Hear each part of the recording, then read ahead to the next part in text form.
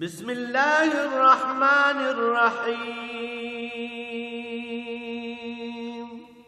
الرحمن علم القرآن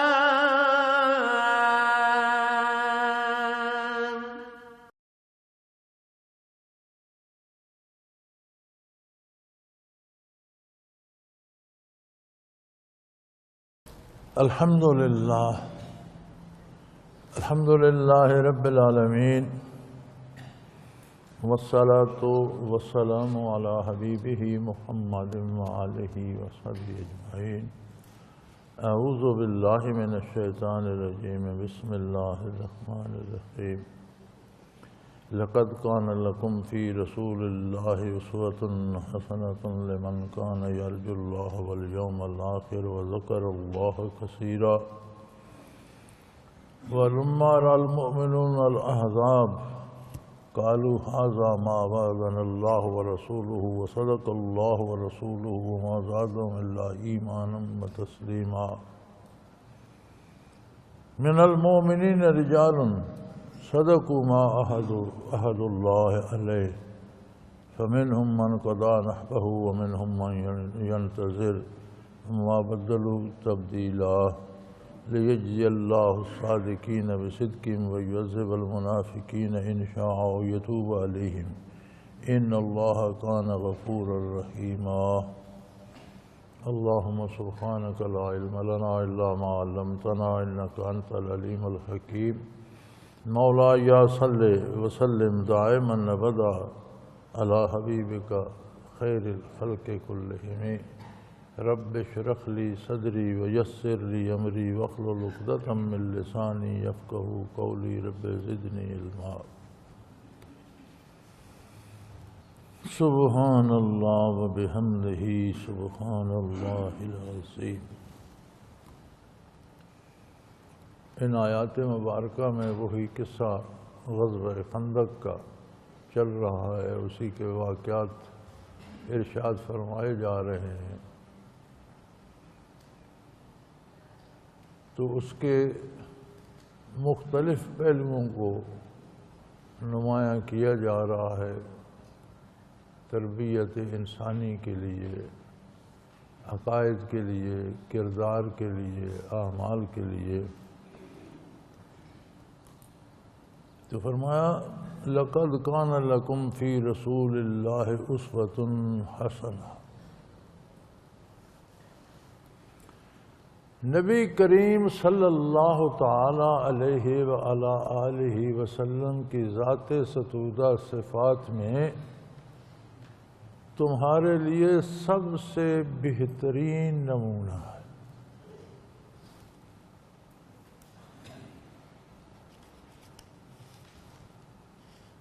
آپ صلی اللہ علیہ وسلم نے اعلان نبوت فرمایا تو کتنی مخالفت ہوئی،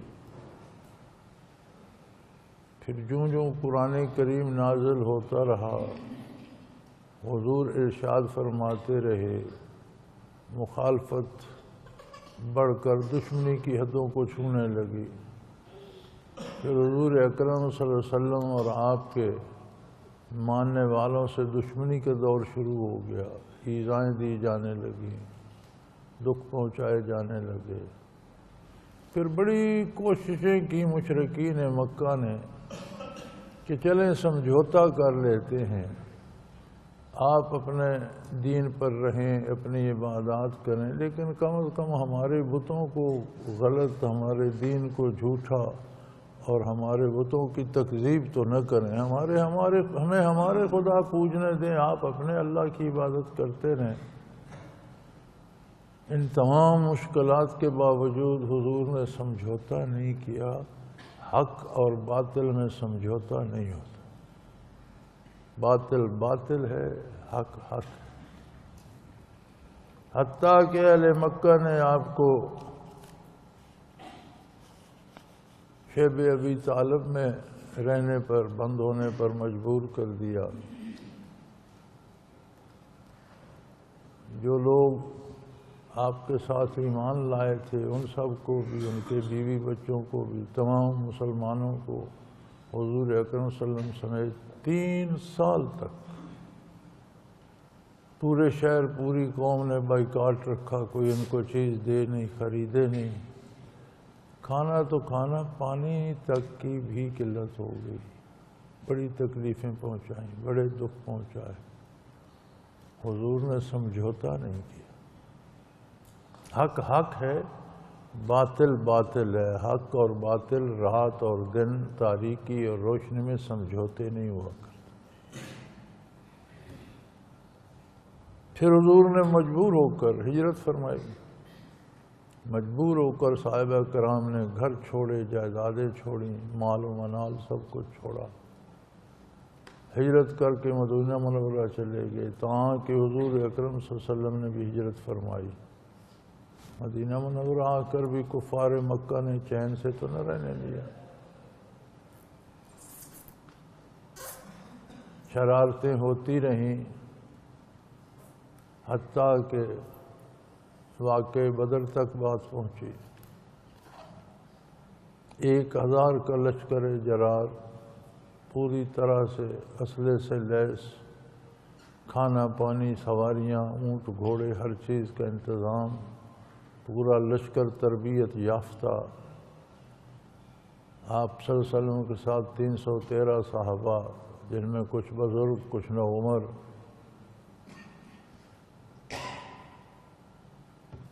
گنتی کی چند تلواریں، 8 تلواریں، 6 زریں، سواری کا ایک گھوڑا اور چند اونٹ۔ کھانے کے لیے جب بدر میں بھی صف بندی کی گئی تو 5 کھجوریں ہر مجاہد کو عطا کی گئی، جس سے سارا دن جہاد کرنا تھا۔ لیکن وہ لوگ بھی کچھ عجیب تھے۔ ہم آج کے مسلمان ان کو سمجھ ہی نہیں سکتے، ہماری سوچ سے وہ بلند تھے۔ شام کو چند کھجوریں ملی ہوں گی، صبح اٹھ کر صف بندی کے بعد 5 کھجوریں ملیں، دن بھر کا راشن ہے۔ ہاتھ پہ رکھ کے تو عرض کی، یا رسول اللہ، اگر میں یہاں شہید ہو جاؤں تو جنت جاؤں گا؟ فرمایا بے شک، سیدھے جنت جاؤ۔ انہوں نے کھجوریں پھینک دیں کہ وہیں جا کر کھائیں گے، آج دوپہر کا کھانا جنت میں کھائیں۔ عجیب لوگ تھے۔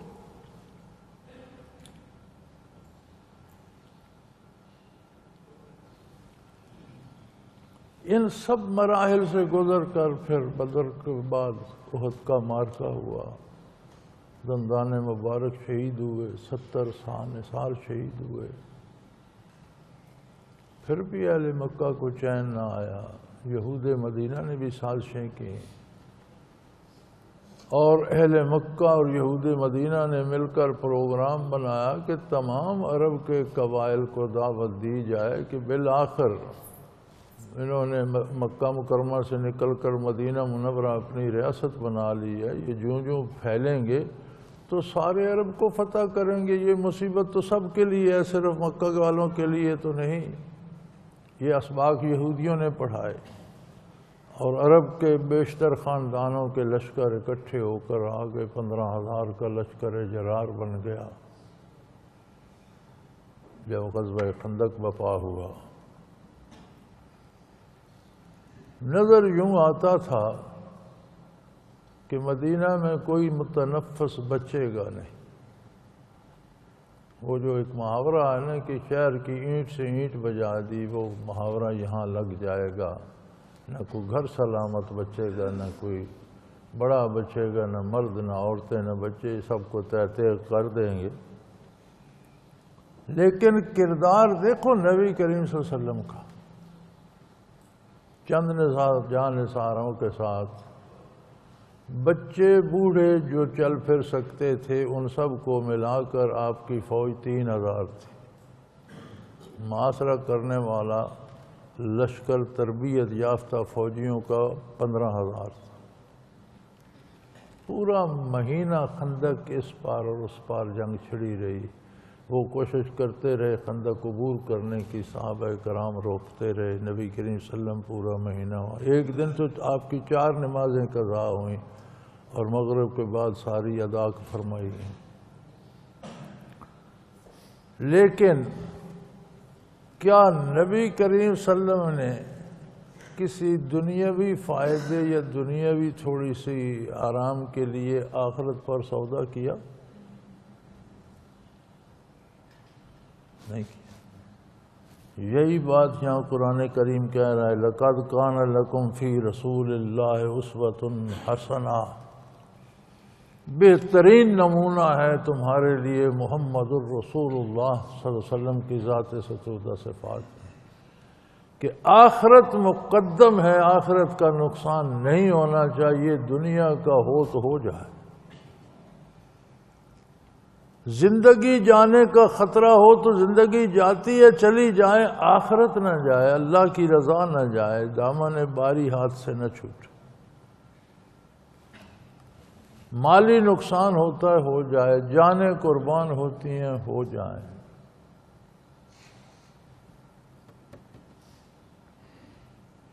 لیکن یہ آپ کا خوبصورت ترین نمونہ کن لوگوں کے لیے ہے؟ لمن کان یرجو اللہ، یہ تو ان لوگوں کو نظر آئے گا جو اللہ کو پانا چاہتے ہیں۔ یہاں تو لوگوں کو دال روٹی مقدم ہے، چھوٹے چھوٹے دنیا کے فائدے مقدم ہیں، چند سکے سود کے مل جائیں اللہ ناراض ہوتا ہے تو ہو، رسول اللہ صلی اللہ علیہ وسلم ناراض ہوتے ہیں تو آخرت جاتی ہے تو جائے، روپے تو مل رہے ہیں۔ اب اس لیول کا بندہ کیا سمجھے گا کہ آخرت کے لیے حضور نے پوری دنیا کیسے قربان کی؟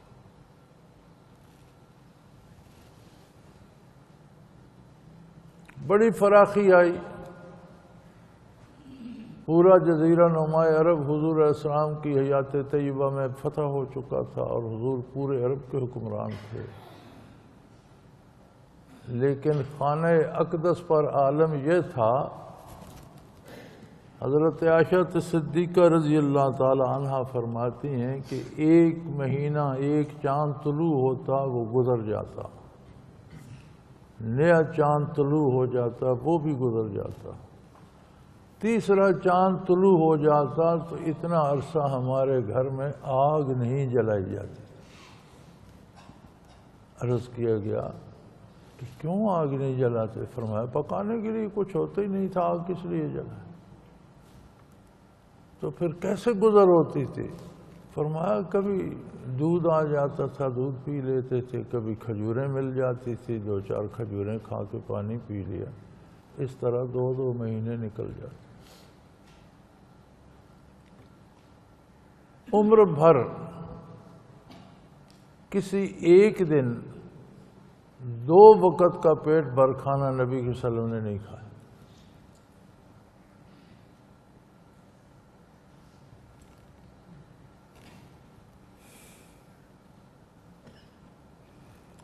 اب یہ جو آپ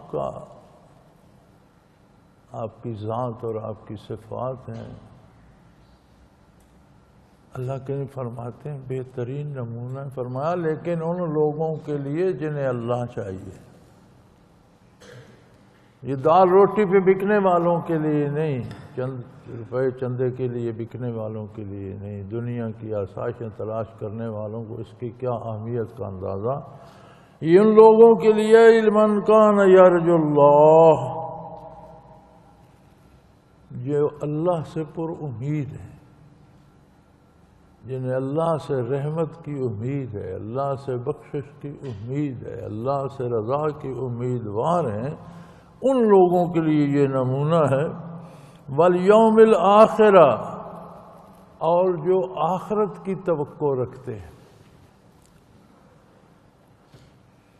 جنہیں دنیاوی کرو فرض غرض نہیں، جو چاہتے ہیں کہ دائمی اور ابدی اخروی زندگی جو ہے وہ طفیل نبی کریم صلی اللہ علیہ وسلم سدھر جائے، وہ آپ کا دامن تھامے ہوئے ہیں۔ یہ دنیا اور آخرت میں کیا فرق ہے، اس کی سمجھ کیسے آئے؟ دنیا ہمارے سامنے ہے، گرمی سردی ہم محسوس کرتے ہیں، اچھی یا بری آواز ہم سنتے ہیں، اچھی یا بری چیزیں ہیں وہ ہمیں پتہ ہے، یہ کڑوی ہے یہ میٹھی ہے، ہم کھاتے ہیں، لباس کا ہمیں پتہ ہے یہ فلاں کمپنی کا ہے اور یہ فلاں کا ہے، اور یہ جوتا فلاں کمپنی کا ہے اور یہ کپڑے فلاں کے ہیں، یا کم از کم اقسام تو پتہ ہے، یہ ململ ہے یہ لٹھا ہے یہ فلاں ہے۔ آخرت کو ہم نے دیکھا نہ سنا، ہمیں کیا پتہ؟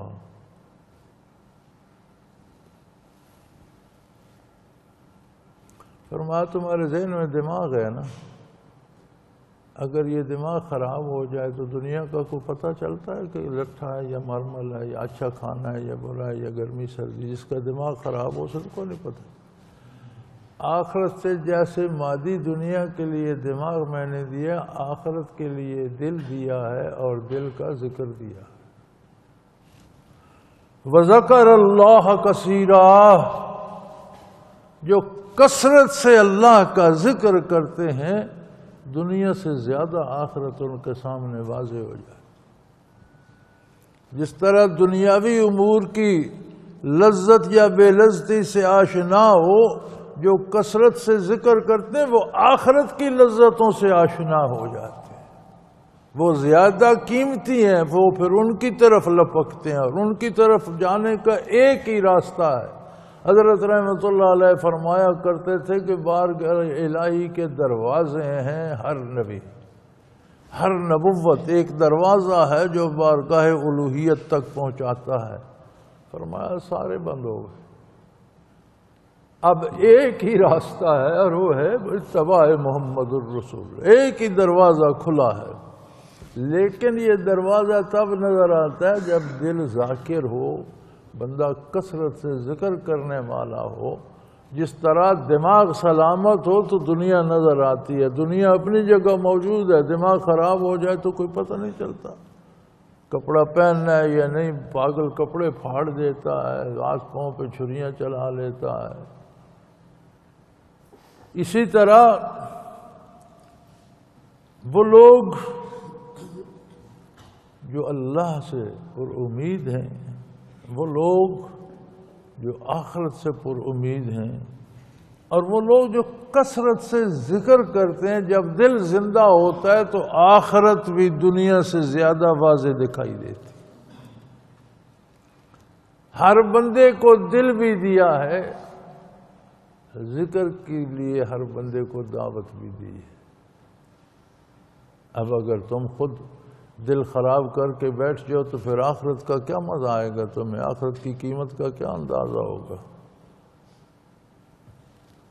فرمایا ہوتا یہ ہے کہ جب لشکر آ گئے مدینہ منورہ کے گرد، گردیں اڑ رہی ہیں اور گھوڑے ہنہنا رہے ہیں اور اونٹ بلبلا رہے ہیں اور لشکر شور شرابہ، 15,000 کا لشکر ہے، جرار آوازیں، شور غلغلہ، زمین سے گرد اٹھ رہی ہے۔ وَلَمَّا رَأَى الْمُؤْمِنُونَ الْعَذَابَ، جب ان لشکروں کو ایمان والوں نے دیکھا، بظاہر تو مشکل تھا کہ اس میں تو ہم مارے جائیں گے، بچیں گے کیسے؟ ہماری تو اولاد بیوی بچے بھی مارے جائیں گے، گھر لٹ جائیں گے۔ انہوں نے فرمایا بات سمجھ آ گئی۔ رسول اللہ صلی اللہ علیہ وسلم فرماتے تھے کہ اسلام پر آؤ گے تو دنیا تم پر چڑھ دوڑے گی۔ بیت عقبہ میں مدینہ منورہ کے جو حضرات تشریف لے گئے تھے، انہوں نے عرض کی کہ یا رسول اللہ ہم آپ سے بیعت بھی کرتے ہیں اور آپ ہمارے ہاں مدینہ منورہ تشریف لے آئیں۔ تو آپ نے فرمایا تم مجھے نہیں، ایک عالم کی دشمنی کو دعوت دے رہے ہو، تم پر دنیا کے لشکر چڑھ دوڑیں گے۔ انہوں نے عرض کی یا رسول اللہ اگر آپ تشریف لے آئیں ہمیں منظور ہے، جس کی مرضی آ جائے ہم جانیں لٹا دیں گے، ہمیں کسی چھوٹے بڑے سے غرض نہیں، کوئی بادشاہ ہو یا کوئی لشکر ہو یا کوئی امیر ہو، جو آگے ہم مقابلہ کریں گے یا رسول اللہ جانیں نچھاور کر دیں گے۔ وَلَمَّا رَأَى الْمُؤْمِنُونَ، جب ایمان والوں نے وہ لشکر دیکھے، قَالُوا هَذَا مَا وَعَدَنَا اللَّهُ، انہوں نے کہا یہ بات رسول اللہ صلی اللہ علیہ وسلم نے ہمیں اس وقت بتائی تھی۔ صدق اللہ ورسولہ، اللہ نے بھی سچ فرمایا تھا، اللہ کے رسول نے بھی سچ فرمایا۔ یہی وہ بات ہے، دیکھ لو آج ہر طرف مدینہ منورہ کے گرد اڑ رہی ہے، ادھر یہودیوں کا خطرہ ہے، ادھر مشرکین عرب جمع ہو گئے ہیں، کسی طرف جائے پناہ نہیں۔ یہ وہ صورت ہے جو ہمیں اللہ کے رسول نے بتائی تھی، اور ہم نے وعدہ کیا تھا کہ ہم جانیں نچھاور کریں گے۔ تو انہوں نے کہا ھذا ما وعدنا اللہ ورسولہ، یہی تو اللہ کے رسول نے ہم سے وعدہ کیا تھا۔ وصدق اللہ ورسولہ، اور جو اللہ نے فرمایا، جو اللہ کے رسول نے فرمایا سچ ثابت۔ زادہم ایمانا و تسلیما، ان میں ایمان میں بھی زیادتی ہوئی، یقین میں بھی زیادتی ہوئی، اور تسلیم میں بھی، ماننے میں بھی، جانے لٹانے کی کیفیت میں بھی ان میں زیادتی ہوئی، اور آگے بڑھ گئے۔ وَمِنَ الْمُؤْمِنِينَ رِجَالٌ، ایمان والوں میں لوگ ہیں، صدقوا ما عَهَدَهُ اللَّهُ عَلَيْهِ، جنہوں نے اللہ سے جو وعدہ کیا تھا کہ اللہ کے رسول ہم آپ پر جانے نچھاور کریں گے، انہوں نے وعدہ پورا کر دیا۔ وہ ان کے لاشیں میدان میں پڑے ہیں، اپنا عہد نبھا گئے۔ فَمِنْهُمْ مَنْ قَضَىٰ نَحْبَهُ، ان میں وہ بھی ہیں جن کے وعدے پورے ہوئے، دیکھ لو ان کے لاشیں پڑے ہیں۔ وَمِنْهُمْ مَنْ يَنْتَظِرُ، اور جو بچ گئے وہ اس بات کے منتظر ہیں کہ کب وہ گھڑی آئے کہ ہم اللہ کے رسول پہ قربان ہو جائیں۔ آج کا مسلمان کیا سمجھے اس بات کو؟ جسے کبھی اللہ توفیق دے حج پر یا عمرے پر چلا جائے، روزہ عطر کی حاضری نصیب ہو، تو یہ وہاں بھی دنیا مانگنے جاتا، یہاں بیٹھ کر بات کر، یہاں بھی کہتا ہے بھر دو جھولی میری یا محمد، کس بات سے؟ دنیا کی دولت سے۔ اس دنیا کی دولت کو تو در اقدس پہ کبھی باریابی نصیب ہی نہیں ہوئی۔ آپ صلی اللہ علیہ وسلم نے آخری بیماری میں گھر سے پوچھا، گھر میں کوئی چیز ہے؟ یا رسول اللہ صلی اللہ علیہ وسلم 7 درہم گھر میں موجود ہیں۔ فرمایا خیرات کر، میں اس حال میں دنیا سے نہیں جانا چاہتا کہ میرے گھر میں دنیا ہو۔ یہ وہاں سے روپے مانگنے جاتے، ان کی نعتیں پڑھو، ان کے اشعار پڑھو، ان کی قوالیاں سنو، سارے دنیا میں ان کے وظیفے دیکھو، یہ تسبیح پڑھو اتنے پیسے ملیں گے، یہ تسبیح پڑھو زمین مل جائے گی، یہ والا درود پڑھو تو بہت دولت، اللہ تمہیں ہدایت دے۔ دنیا تو کافروں، فرعون کے جوتوں میں دنیا پڑی تھی اور دھکے کھاتی پھرتی تھی یار، وہ خدائی دعوے دار تھا، اس کے نوکر اور غلام سونے کے کنگن اور سونے کی پیٹیاں باندھے پھرتے تھے۔ نمرود کے پاس دنیا تھی، شداد کے پاس دنیا تھی۔ یہ دنیا، نبی کریم فرماتے ہیں دنیا کو کوئی قیمت ہوتی اللہ کے نزدیک تو کافر کو مچھر کے پر کے برابر بھی نہ دیتا، جبکہ اللہ فرماتا ہے میں مومنوں پر میں نے رحم کیا کہ لوگ لالچ میں آ کر گمراہ نہ ہو جائے، ورنہ میں کافروں کے گھر سونے اور چاندی کی، ان کے چھت اور سیڑھیاں سونے اور چاندی کی بنوا دے، کہ 2 عالم میں سے ان کے پاس یہ چند روزہ دنیا کے انہوں نے لالچ کیا ہے، یہ تو انہیں دے دوں، وہ اتنا قریب۔ ساری مسلمانی کے بعد، سارے وظیفے پڑھنے کے بعد، سارے سجدوں کے بعد اگر ہمارا مقصد بھی دنیا ہی ہے تو پھر یہ کون سی مسلمانی ہے؟ فرمایا وہ تو جانیں لٹا کر اللہ سے کیے ہوئے وعدے سچے کر گئے، وما بدلوا تبدیلا، وہ اپنی بات سے کبھی نہیں بدلے۔ کیسی عجیب بات ہے، آج کا مسلمان صحابہ پہ اعتراض کرتا ہے، یعنی میں تو بڑا صحیح ہوں، وہ صحیح نہیں تھے، وہاں بھی انہوں نے غلطی کی، وہاں بھی انہوں نے غلطی کی۔ اللہ پاک تو کہہ رہے یار وہ تو اپنے وعدے نبھا گئے، جانیں لٹا کر وعدہ سچا کر گئے، اور جو بچ گئے وہ انتظار میں ہیں کہ کم باری آئے ہم بھی جان نچھاور کر دیں، اور اللہ گواہی دے رہا ہے ما بدلوا تبدیل، وہ کبھی تبدیل نہیں ہوئے، اپنی بات سے کبھی نہیں بدلے۔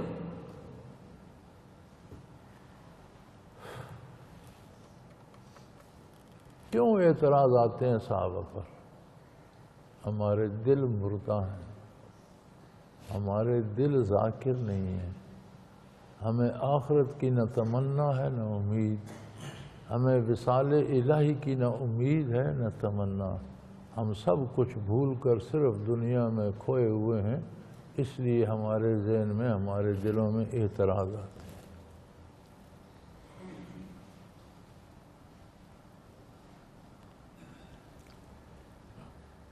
لِيَجْزِيَ اللَّهُ الصَّادِقِينَ بِصِدْقِهِمْ وَيُعَذِّبَ الْمُنَافِقِينَ إِنْ شَاءَ۔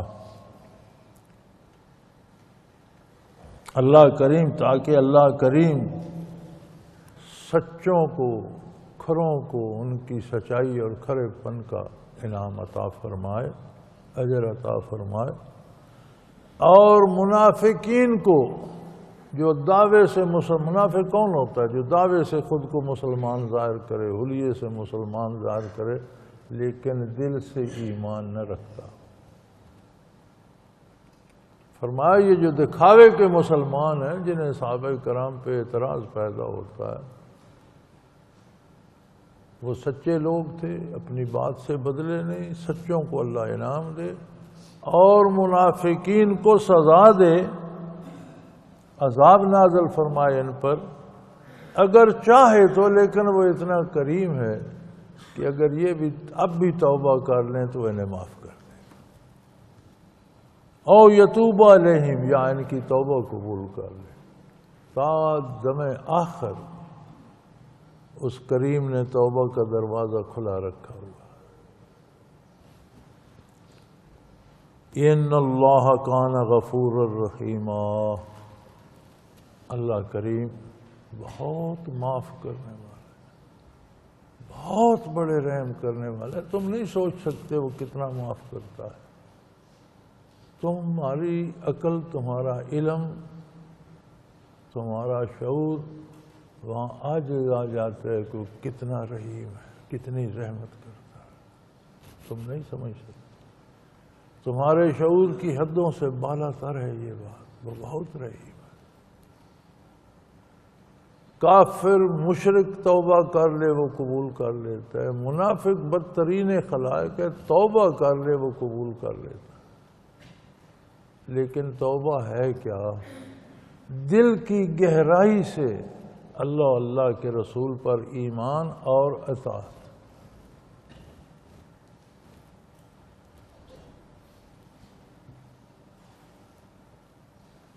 رہی کافروں کی طاقت، قوت، شان و شوکت، بڑے بڑے قلعے، بڑی بڑی عمارتیں، بڑے بڑے جوان اور بڑی عجیب و غریب اسلحے، اور پھر ان کی ٹریننگ اور وہ تیاریاں۔ وَرَدَّ اللَّهُ الَّذِينَ كَفَرُوا بِغَيْظِهِمْ لَمْ يَنَالُوا خَيْرًا، بڑے غصے میں بھر کر آئے تھے، بڑے جوش میں آئے تھے، یہود پیچھے بیٹھے تھے معاہدہ کرنے کے باوجود۔ یہ ہمارے سیاستدان جو ہیں نا، یہ روز حوالہ دیتے ہیں کہ حضور صلی اللہ علیہ وسلم نے مدینہ میں یہودیوں سے معاہدہ کر لیا تھا، یہ نہیں بتاتے کہ یہودیوں نے معاہدہ توڑ دیا تھا۔ اور پھر ان کے ساتھ جہاد ہوا تھا، اور ان کے دو بڑے قبائل تھے، ایک قبیلے کو مدینہ منورہ سے نکال دیا گیا اور دوسرے کے مرد قتل کر دیے گئے، مال اسباب غنیمت بنا لیا گیا، عورتوں بچوں کو غلام اور کنیزیں بنا دیا گیا۔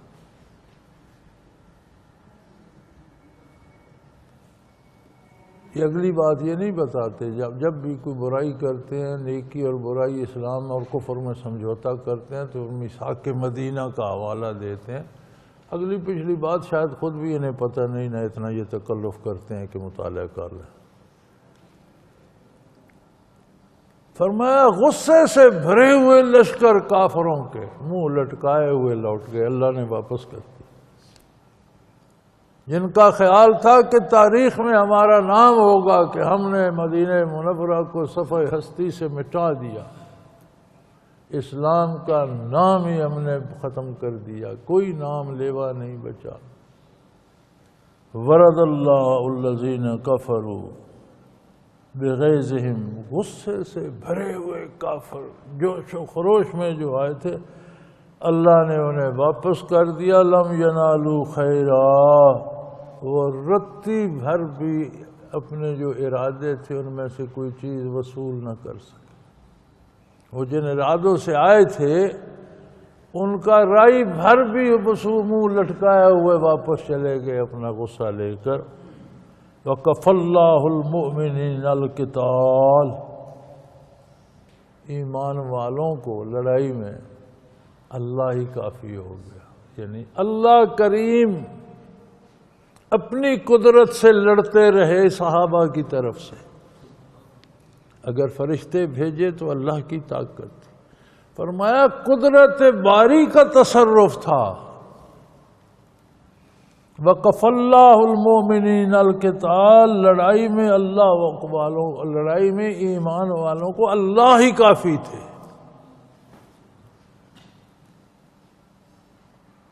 وَكَانَ اللَّهُ قَوِيًّا عَزِيزًا، اور یقیناً اللہ تو بہت طاقت والے اور بہت غالب ہے، ہر چیز پہ غالب ہے، ہر چیز سے طاقتور۔ جب اللہ ایمان والوں کے ساتھ تھے تو کفار نے نامراد ہی لوٹنا تھا۔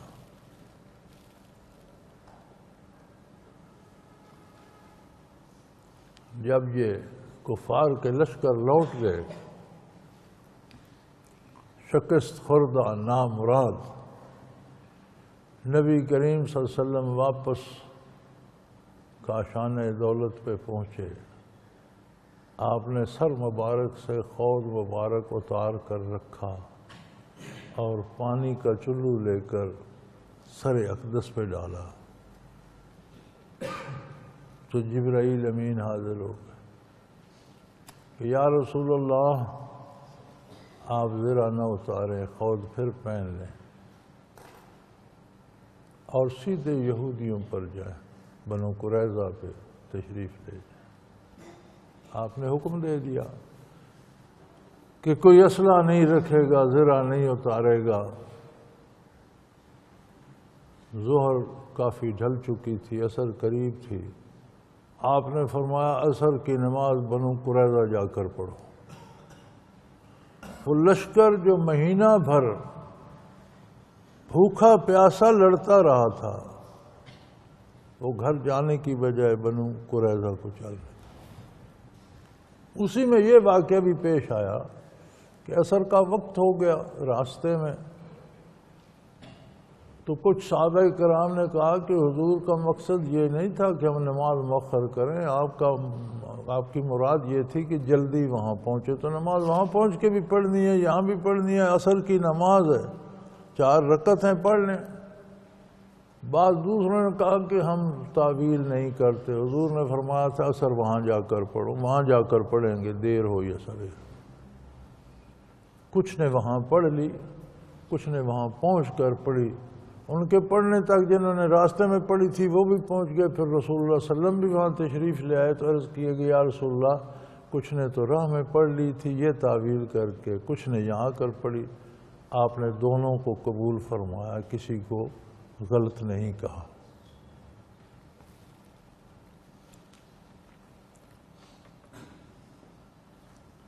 چنانچہ محاصرہ ہو گیا۔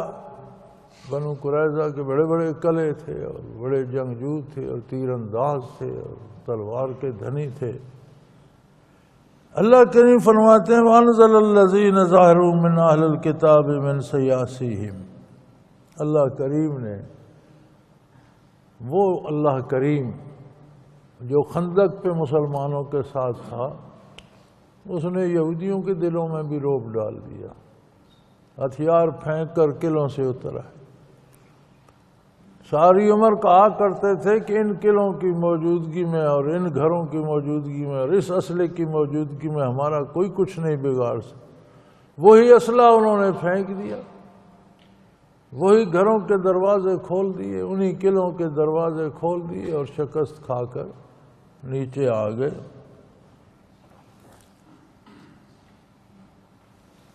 وَقَذَفَ فِي قُلُوبِهِمُ الرُّعْبَ، ان کے دلوں میں ایسا رعب ڈالا اللہ نے کہ قلعے چھوڑ کر نیچے آ گئے۔ حضرت سعد بن معاذ رضی اللہ تعالی عنہ خندق میں تیر سے زخمی ہو گئے تھے، ادھر ادھر تیر ارار پر پھینکے جا رہے تھے، پتھر پھینکے جا رہے تھے، پورا مہینہ مقابلہ ہوتا رہا، انہیں تیر لگا۔ حضور اکرم صلی اللہ علیہ وسلم نے ان کا خیمہ مسجد نبوی میں لگا دیا، سخت زخمی تھے، علاج ہو رہا تھا، مسجد میں خیمہ تھا۔ انہوں نے دعا کی، اے اللہ اگر قریش کا کوئی حملہ حضور پر باقی ہے، اس کے بعد بھی قریش کے حملہ آور ہونے کا کوئی ہے تو پھر مجھے اس وقت تک زندہ رکھ کے میں وہ مقابلہ بھی کروں، اور اگر کوئی وہ مقدمہ ان کی آنے کی کوئی نہیں، اب ان کی جرأت ختم ہو جائے گی تو پھر مجھے شہادت دے، لیکن بنو قریظہ کے انجام تک مجھے مہلت دے۔ میں بنو قریظہ کے ساتھ ان کی بڑی دوستی تھی، تو میں ان کا انجام دیکھ کر جاؤں۔ اب ہوا یہ کہ جب بنو قریظہ نے ہتھیار پھینکے اور قلعوں سے نیچے آ گئے تو سرنڈر کرنے کا مطلب تو یہ ہے کہ مقابل جو ہستی ہے وہ فیصلہ کرے، لیکن انہوں نے ایک درخواست کی کہ یا رسول اللہ ہم اپنا فیصلہ حضرت سعد بن معاذ سے کرانا چاہتے ہیں، چونکہ حضرت سعد ان کے بڑے دوست تھے اور آپس میں ان کے بڑے تعلقات تھے قبل الاسلام، پھر اسلام میں بھی دنیاوی تعلقات تھے تو اسلام نہیں روکتا، خلاف شریعت کوئی تعلق نہیں ہونا چاہیے۔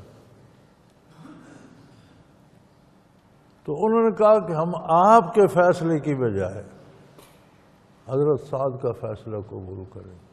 دوسرے قبیلے نے آپ سے فیصلہ کروایا تو آپ نے فیصلہ یہ کیا کہ مدینہ منورہ سے نکل جاؤ، جتنا مال گھر کا سامان لے جا سکتے ہو وہ بھی اپنا لے جاؤ، اپنے اونٹ اور جانور بھی لے جاؤ، جو لے جا سکتے ہو وہ لے جاؤ اور مدینہ منورہ خالی کر کے چلے جاؤ۔ انہوں نے کہا جی نہیں، ہمارا فیصلہ حضرت سعد کریں گے۔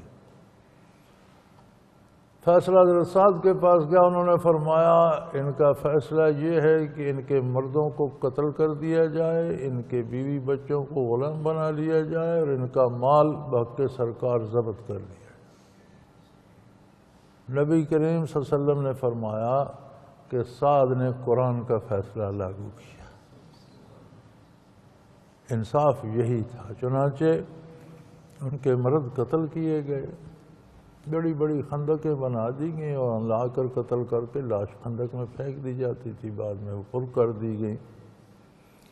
لیکن لوگ عجیب عجیب ہوتے ہیں۔ ایک یہودی تھا، اس نے ایک مسلمان کی کسی موقع پر جان بچائی تھی، کہیں اس کی زندگی کو خطرہ تھا تو اس نے بچایا تھا۔ وہ اس مسلمان کے پاس پہنچا کہ میں نے تمہاری جان بچائی تھی۔ وہ نبی صلی اللہ علیہ وسلم کی خدمت میں حاضر ہوا، یا رسول اللہ ایک یہودی ہے فلان نام کا، اس نے میری جان بچائی تھی، اس کی جان بخشی کی آپ نے فرمایا اسے معاف کر دو۔ اس یہودی نے پھر کہا مسلمان کو کہ میری جان تو بچ گئی، میری بیوی بھی غلام کنیز بن گئی، بچے غلام بن گئے، مال غنیمت بن گئے، تو میں جی کر کیا کروں گا؟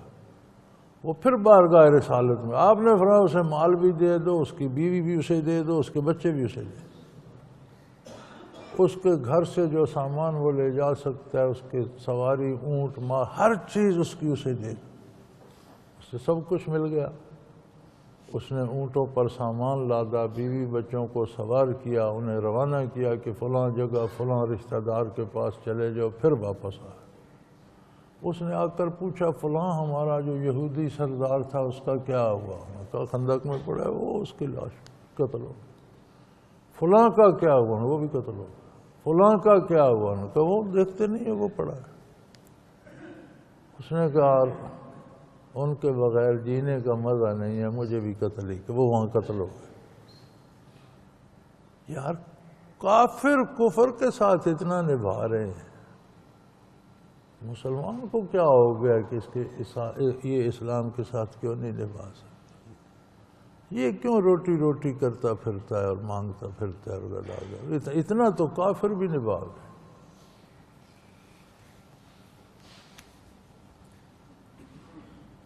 تو فرمایا اللہ نے ان کے دلوں میں رعب ڈال دیا، کچھ کو تم نے قتل کیا، کچھ کو قیدی بنا لیا۔ وَأَوْرَثَكُمْ أَرْضَهُمْ وَدِيَارَهُمْ، ان کی زمینیں، ان کے گھر، ان کے مکان، ان کے قلعے، ان کی دولت، وَأَمْوَالَهُمْ، سب اللہ نے تمہارے حوالے کر بغیر لڑے، سب کچھ اللہ نے تمہیں دے دیا۔ وَأَرْضًا لَمْ تَطَئُوهَا، ابھی کہاں اللہ تمہیں ان ملکوں تک لے جائے گا جہاں تک تمہارے قدم کبھی نہیں گئے۔ اردن لم تطئوها، ایسی زمینیں جن پر تم نے کبھی قدم نہیں رکھا، وہ بھی مسلمانوں کے زیر نگیں ہوں گی۔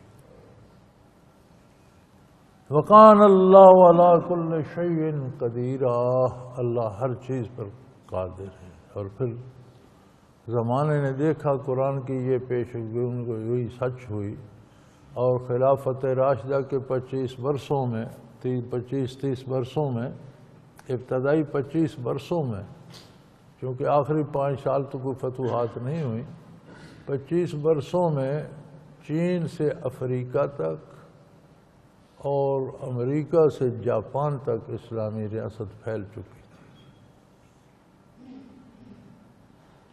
جن زمینوں کا کبھی تم نے سوچا بھی نہیں تھا ان پر تمہاری حکومت ہوگی۔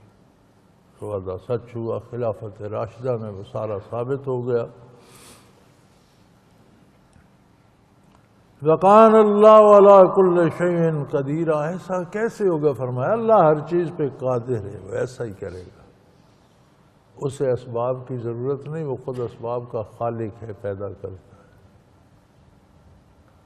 اب ایک بات اور عجیب ہوئی، چونکہ بنو قریظہ بہت امیر تھے، بڑا مال غنیمت آیا، غلاموں میں اور صحابہ کرام میں فراخ دلی سے بانٹا گیا، مجاہدین میں بانٹا گیا۔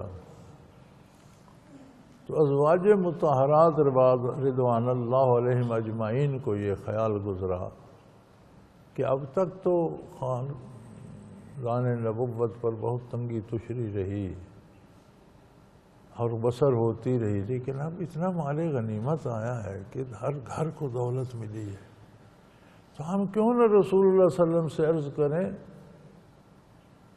اے خانہ براداز چمن کچھ تو ادھر بھی اتنا تو ہمیں بھی دے دیا جائے کہ صبح و شام کا کھانا تو میسر ہو جائے، سارا ہی بانٹا جا رہا ہے۔ انہوں نے جمع ہو کر بارگاہ رسالت میں سب نے مل کر عرض کی یا رسول اللہ، اللہ نے مال غنیمت دیا ہے، بنو قریظہ کا سارا مال آ گیا ہے، تو آپ مہربانی فرمائیں بانٹیں، صحابہ میں، مجاہدین میں، غرباء میں، سب کو دیں، ہمیں بھی اتنا تو دے دیں کہ صبح شام کا کھانا نصیب ہو جائے، تن کے کپڑے جو ہیں وہ نصیب ہو جائیں، کچھ بستر بن جائیں، کوئی گھر کا منہ بن جائے، گھر سا لگنے لگے۔ ہمارے گھر تو مسافر خانے ہیں، کچا کوٹھا ہے اور آگے ایک پردہ لٹک رہا ہے، کہیں پرانا کمبل ہے اور کہیں کھجور کا پردہ ہے، کوئی گھر نہیں لگتے۔ اس کا جواب اللہ کریم نے دیا۔ بات انہوں نے گزارش کی بارگاہ نبوت میں ذرا میرے وہ عزیز اور میرے وہ بھائی جو دنیا طلب کرتے ہیں حضور سے، وہ اس بات کو غور سے سنیں۔ ازواج مطہرات نے جائز گزارش کی تھی۔ ان کا یہ سوال ان کی شان کے مطابق تھا کہ یا رسول اللہ جب اتنا مال غنیمت ہے، ہر گھر خوشحال ہو گئے، ہمیں بھی اتنا تو مل جائے کہ صبح و شام کا کھانا ہو جائے، گزر اوقات آسانی سے ہو جائے۔ جواب حضور نے نہیں دیا، اللہ کریم نے وحی نازل فرمائی، یا ایھا النبی، اے میرے نبی، اے میرے پیغمبر، کل ازواجک، اپنی ازواج مطہرات سے فرما دیجئے، ان کنتن تردن الحیات الدنیا وزینتہا، اگر تم چاہتی ہو کہ تمہارے پاس دولت ہو، دنیا کی نعمتیں ہوں، وزینتہا، اور دنیا کی زینت، زیب و زینت ہو، زیورات ہوں، اچھے لباس ہوں، جوتے کپڑے خوبصورت ہوں، ہم نے بھی پاؤڈر کریم لگائے ہوئے ہوں، ہمارے گھر خوبصورت ہوں، بستر خوبصورت ہوں، فرنیچر اچھا ہو، فتعالین امتعکن وسرحکن سراحا جمیلا، تو پھر آؤ میں تمہیں فارغ کر دوں، مجھ سے الگ ہو جاؤ، اور میں دولت کے انبار تمہارے ساتھ کر دوں۔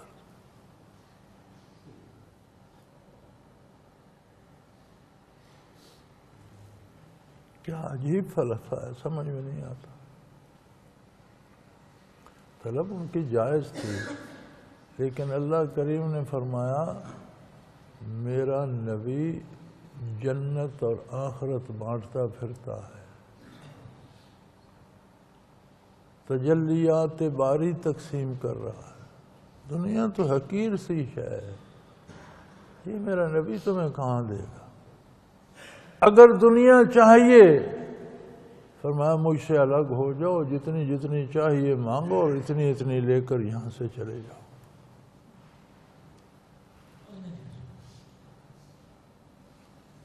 ان کنتن تردن الحیات الدنیا وزینتہا، اگر تمہیں دنیا اور اس کی زینت چاہیے، فتعالین، آؤ، امتعکن وسرحکن سراحا جمیلا، میں تمہیں دنیا عطا کر دوں، بہت سی دولت دے دوں، اور تمہیں اس طرح سے رخصت کروں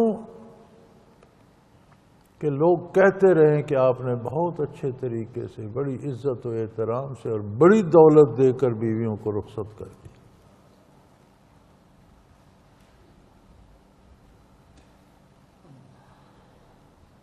لیکن اگر ان کنتن تردن اللہ ورسولہ، اگر تم دنیا کے لیے اللہ اور اس کے رسول کو نہیں چھوڑ سکتی ہو، اگر تمہیں اللہ کا قرب چاہیے، اللہ کے نبی کو قرب چاہیے، اور آخرت چاہیے، فإن اللہ اعد للمحسنات منکن اجرا عظیما، تو تم میں سے ہر نیک بخت کے لیے اللہ نے جنتیں سجا رکھی، بہت بڑے انعامات بنا رکھے۔ انتخاب تمہارا ہے، دنیا چاہیے تو میرے نبی سے الگ ہو جاؤ، جتنی دولت چاہیے لے جاؤ، میرے نبی کی رفاقت چاہیے تو دنیا سے الگ ہو جاؤ، اس طرف آ جاؤ، آخرت میں تمہارے لیے وہ انعام ہے جو کسی اور کو نصیب نہیں ہو۔ اب ذرا اپنی نعتوں اور قوالیوں کو دیکھیے، بھر دو جھولی میری یا محمد، اور وہ بھی مزامیر کے ساتھ جو اسلام میں حرام ہے، جو نبی کریم صلی اللہ علیہ وسلم نے حرام قرار دی۔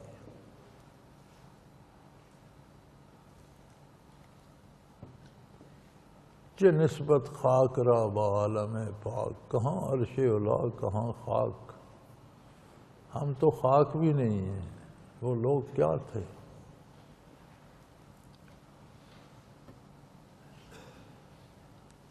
حضور نبی کریم صلی اللہ علیہ وسلم نے یہ آیت مبارک جب اتری، ازواج مطہرات کو جمع فرمایا، تسلی سے بٹھا کر یہ آیت مبارک سنائی، اور سب سے پہلے حضرت عائشہ صدیقہ رضی اللہ عنہا کو سنائی۔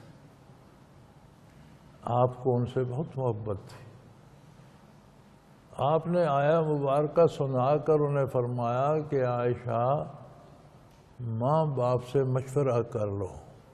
حضور کا خیال مبارک تھا کہ وہ تو انہیں الگ ہونے کا مشورہ نہیں دیں گے، الگ حضور نہیں کرنا چاہتے تھے، لیکن جب سوال جائز تھا، یہ کوئی غلط بات تو نہیں تھی۔ جب مال غنیمت آیا ہے اور ہر مجاہد کو مل رہا ہے تو کاشانہ نبوی پہ بھی اتنا تو ہونا چاہیے کہ کھانا پک سکے، لباس بن سکے، بستر۔ اللہ نے فرمایا دنیا کو میرے نبی سے کیا، اگر تمہیں دنیا چاہیے کتنی چاہیے لے جاؤ، لیکن میرے نبی کے گھر سے چلی جاؤ۔ اللہ چاہیے، اللہ کا رسول چاہیے، تو پھر آخرت کے انعامات کی امید رکھو، ایسے کسی کو نہیں ملیں گے جیسے تمہیں نصیب ہو۔ یہاں سے علماء نے اور فقہاء نے یہ مسئلہ بھی اختیار کیا ہے کہ عورت کو طلاق کا اختیار دیا جا سکتا ہے۔ اب یہ اختیار ازواج مطہرات کے پاس تھا، اگر وہ کہتی ہمیں دنیا چاہیے تو از خود طلاق واقع ہو جاتی۔ لہذا عورت کو مرد چاہے تو اختیار دے سکتا ہے کہ طلاق کا اختیار تمہیں ہے، پھر جب عورت چاہے تو وہ خود طلاق وارد کر لے گی، مرد کو تکلیف کرنے کی ضرورت نہیں پیش آئے۔ بعض حضرات یہ فرماتے ہیں کہ ہمیشہ کے لیے اختیار نہیں دیا جا سکتا، اس کی زیادہ سے زیادہ میعاد 6 ماہ ہونی چاہیے، اس طرح کی کوئی ہے کہ یہ محدود وقت کے لیے ہوتا ہے، عمر بھر کے لیے نہیں ہوتا۔ ایک طبقے کی رائے یہ بھی ہے۔ دوسرے طبقے کی رائے یہ ہے کہ مرد نے جب اختیار دے دیا، پھر جب عورت چاہے استعمال کرے۔ اور یہ نکاح کے وقت بھی بعض اوقات شرط رکھ دی جاتی ہے کہ بھی طلاق کا اختیار عورت کو ہوگا، اور مرد مان لیتے ہیں اور نکاح کرتے ہیں۔ تو یہاں سے یہ مسئلہ بھی اخذ کیا گیا کہ حضرات امہات المومنین رضوان اللہ تعالی علیہم اجمعین کو اختیار دیا گیا کہ وہ چاہیں تو الگ ہو جائیں۔ پھر فرمایا یا نساء النبی، جس طرح آپ کے اجر عظیم ہوں گے۔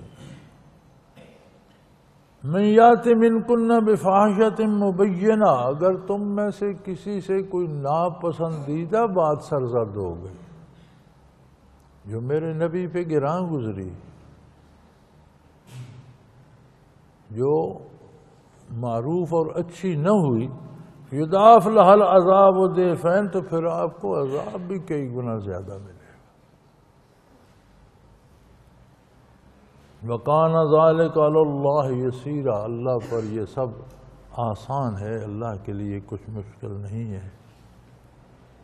اگر تم نے کوئی ایسی بات کی تو جتنا کسی کا مقام ہے، آپ دیکھ لیں جتنی بلندی سے کوئی گرتا ہے اتنی چوٹ زیادہ لگتی ہے۔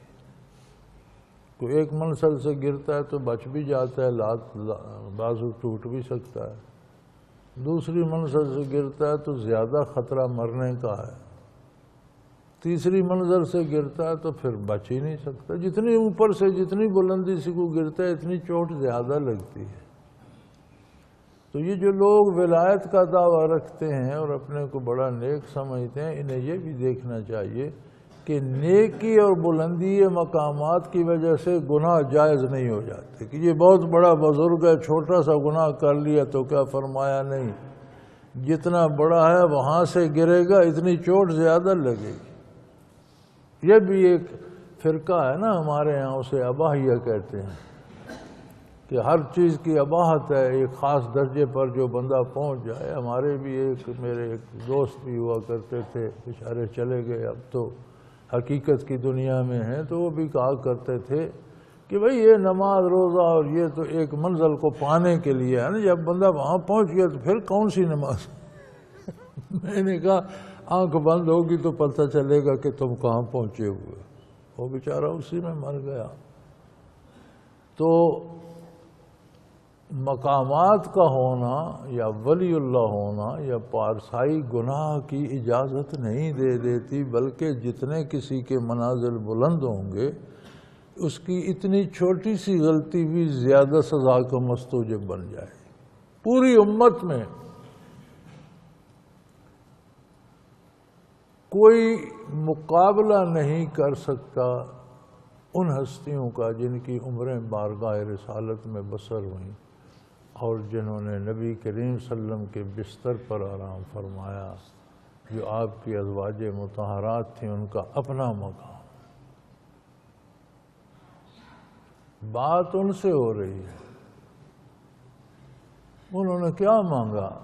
گزارے کے لیے، صبح و شام کے کھانے کے لیے، 3 کپڑوں کے لباس کے لیے، گھر میں چارپائی اور بستر کے لیے، اتنا تو ہمیں بھی دے دیا جائے۔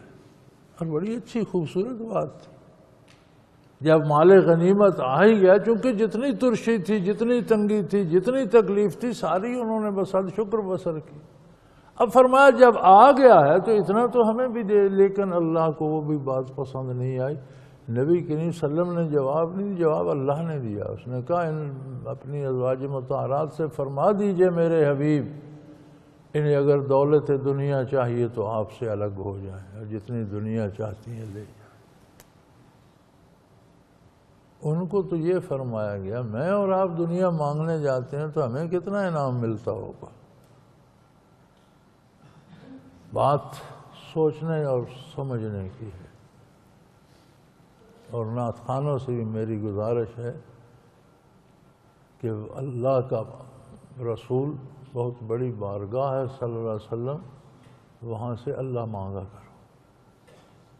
محمد از تو میں خواہم خدا را، اے محمد صلی اللہ علیہ وسلم آپ سے میں خدا مانگتا۔ مرزا مرزا جان جانا رحمۃ اللہ علیہ کا شعر ہے، محمد از تو میں خواہم خدا را، خدایا از تو عشق مصطفیٰ را۔ کو مانگنے کی چیز مانگا کرو۔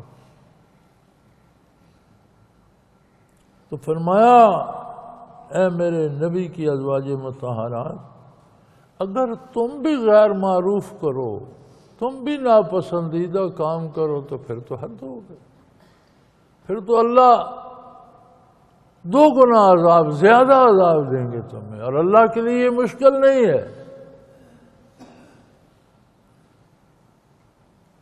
وہ ایک محاورہ ہے فارسی کا، قریبیاں را بیش بود حیرانیاں، جو جتنا قریب ہوتا ہے معاملہ اتنا نازک ہو جاتا ہے، جو جتنا قریبی ہوتا ہے اس کے لیے بات ٹالنا اتنا آسان نہیں ہوتا۔